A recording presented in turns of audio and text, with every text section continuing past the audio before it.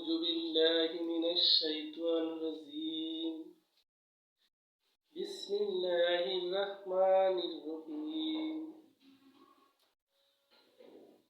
আজকে একটি হাদিস শোনাবো।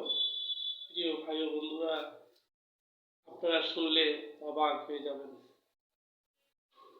রাসূল সাল্লাল্লাহু আলাইহি ওয়াসাল্লাম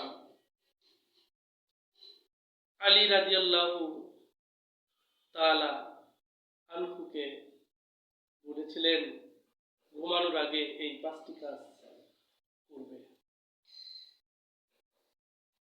1. সদকা দিয়ে ঘুমাবে।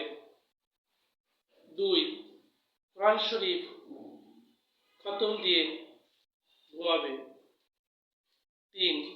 জান্নাতের মূল্য পরিশোধ করে ঘুমাবে। 4. দুইজনের মধ্যে বিবাদ থাকলে মীমাংসা করে ঘুমাবে। 5. হজের মূল্য পরিশোধ করে ঘুমাবে। আলিয়া রাদিয়াল্লাহু তাআলা নবীজিকে বলেছিলেন, এত কাজ করে কিভাবে ঘুমাবো? তখন বলেছিলেন নবীজি, সূরা ফাতিহা 4 বার পড়বে, সদকার সওয়াব পেয়ে যাবে। সূরা ইখলাস 3 বার পড়বে, কোরআন শরীফ খতমের সওয়াব পেয়ে যাবে।